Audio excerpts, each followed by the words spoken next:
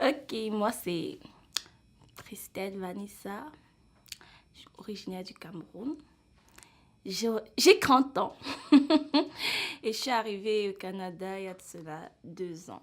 Mi nombre es Saúl Delgado, tengo 22 años y vengo de Venezuela. Llegué aquí el 18 de julio 2004. Eu me chamo Roberta, eu sou brasileira de São Paulo. Eu me tornei residente permanente em janeiro desse ano, mas na verdade, eu cheguei aqui em dezembro de 2016, ainda como turista, e eu me tornei residente permanente depois. Ne tɔgɔ Sita Aminata Traoré. Ne san mugan ni seegin. Ne nana Canada nin y'a san 4 à peu près. Bonjour, je m'appelle Kanika, j'ai 25 ans, j'habite à Montréal et j'étudie en sexologie. Je suis en train d'organiser une série d'ateliers de discussion pour les nouveaux arrivants, c'est-à-dire ceux qui sont arrivés au Canada il y a moins de 5 ans. Puis mes ateliers vont porter sur la différence entre la séduction et le harcèlement, ainsi que les habiletés verbales et non verbales dans un contexte de séduction professionnelle et un contexte social. Fait en commençant, la séduction, OK, c'est quoi? Puis surtout que je veux pas qu'ils ressortent de là avec du savoir-faire. C'est pas des aptitudes que je veux leur apprendre. Puis je veux pas que ça soit non plus une dynamique de moi, femme québécoise, qui leur dit ça, c'est comment flirter au Québec. Parce que la chose que je veux, c'est vraiment pas que mon programme, ça soit How to Flirt in Québec.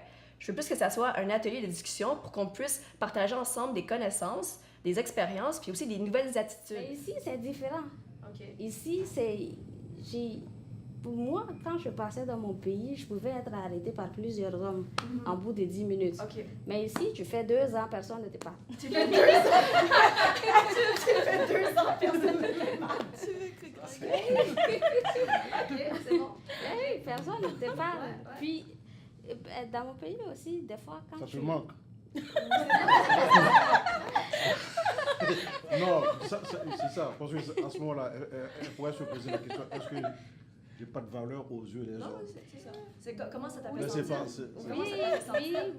j'avoue que c'est un peu bizarre. C'est un peu bizarre parce que chez moi, j'étais comme la petite fleur. Oui, ok. Mais maintenant, je me dis, c'est différent ici, mais c'est quand même tranquille. J'aime bien ça. J'ai vu que j'aime bien ça. En ce qui a trait à les codes de séduction ou d'interaction avec les autres, est-ce qu'il y a beaucoup de tabous dans ta communauté? Je dirais que le Brésil est un pays... Je ne sais pas si je me sens autorisée à parler comme brésilienne de pays, mais c'est juste mon impression. Pour ça, qui veut qu'on n'appelle pas son nom, c'est bizarre. C'était vraiment difficile pour moi dès le début, mais pour m'adapter, vraiment, j'ai dû lutter. Moi, comment j'ai été élevée, c'était vraiment pas chrétien au bout, mais comme chrétien catholique. Tu sais, faut que tu ailles à tel âge, il faut que tu sois marié, à tel âge, il faut que tu aies fini tes études, peu importe, pour que tu sois considéré comme réussi, quelqu'un de réussi. Puis ici, tu sais, on a le temps de se perdre. On a le temps de ne pas se marier. Tu sais. Et ici, les gens me demandent, OK, toi, comme une personne qui est dans un relationnement avec une femme, ici, vous se sentez plus à l'aise quand tu es avec ta conjointe. Et je dis, oui, mais vraiment, je ne sais pas parce que je me comporte ici comme au Brésil, parce que je crois que j'ai encore peur. Au début, ça me choquait ça, mais maintenant, même pendant le festival comment les gays. La fierté. Oui, la fierté, durant la semaine de la fierté. Je prenais des gens avec moi, puis je me suis posé la question, là, je commence à accepter parce qu'avant, c'était quand même quelque chose de très choquant pour moi. Mais maintenant, je suis en train de leur parler, puis ils me parlent de leur histoire. Mais sans que je le sache, là, je commence à l'accepter. Puis c'est parce que c'est l'influence de la société. Après, on a commencé, puis là, ça s'est super bien passé. Tout mon stress a fait... je ne sais pas pourquoi j'ai autant stressé. par rapport à cet atelier-là, c'est un atelier de discussion, je suis bonne à animer les groupes, c'est un sujet qui m'intéresse, là, que je connais.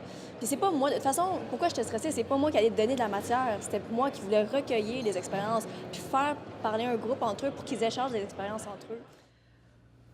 J'ai remarqué que, vu que j'avais de l'expérience avec les demandeurs d'asile, la diversité culturelle, les réfugiés en général, les programmes et les ateliers qui existaient déjà se portaient beaucoup sur, bien sûr, l'intégration et l'accueil, mais pas par rapport aux codes, les codes sociaux non écrits. Ça, c'est des trucs qu'on prend pour acquis, qu'ils vont apprendre par eux-mêmes avec le temps et l'expérience. Sauf que je me dis, OK, mais moi, je veux parler d'un thème qui n'a pas souvent été fait avec cette population-là. Puis c'est là que je vois, tout l'aspect novateur de ma série d'ateliers. Puis surtout que, en sachant que la sexualité, c'est relié pas seulement à ce qui se passe dans la chambre à coucher des gens, mais ça a aussi juste rapport avec l'interaction tout bonnement. Il y a une instabilité. Et pourtant, ici, il y a la paix. Par exemple, je suis catholique. Les jeunes d'ici ne fréquentent pas les églises. Ils ne croient pas en une religion. Et pourtant, ils vivent en harmonie. Ça me dit, mais pourquoi? D'où vient je me questionne. Je suis tellement étonnée de la richesse des propos que les participants avaient. Vraiment, ça dépasse mes attentes, en fait. Je sais pas, j'avais préparé des affaires, j'avais préparé des questions, mais ça s'est fait tellement naturellement. Ça s'enchaînait, les gens... Je posais une question, les gens répondaient, puis après, tu avais une autre personne qui répondait par-dessus, puis ça renchérit... Ils rajoutaient aux réponses qu'ils avaient l'un l'autre, puis c'était comme presque naturel. Puis vraiment, ce que j'ai aimé le plus, c'est que tu avais des gens qui venaient de tous les continents, mais que... Puis ils parlaient vraiment des trucs différents qu'ils trouvaient étranges au Québec, qui n'étaient pas pareils que leur pays d'origine, blablabla, mais que tout s'est fait tellement dans le respect. Tu sais, on échangeait tout, puis il s'était fait dans le respect des autres, mais aussi dans le respect de la société d'accueil. L'atelier, en fait, c'est vraiment une bonne idée de pouvoir permettre à plusieurs communautés de s'exprimer, de dire comment ils vivent et tout et tout. En fait, pour moi, ce que j'aurais plus aimé, c'est qu'il y a aussi des Québécois avec nous. Parce que on vient pour dire ce que nous on ressent, comment nous on vivait chez nous. Eux, ils ne connaissent pas vraiment ça. C'est vrai, peut-être ils vont suivre des vidéos et tout. Mais eux, s'ils sont là avec nous, ils nous diront aussi comment eux, ils voient la chose, tu vois. Comme ça, nous-mêmes, on va aussi partager des idées. Parce que nous, on vient ici, moi, j'aimerais savoir comment un Québécois pense, comment lui, ça se passe aussi et tout. Oui, je suis fière. Je suis fière que ça s'est tellement bien passé. Mais des fois, je me dis, mais hors de mon contrôle, mais c'est plus ou moins vrai.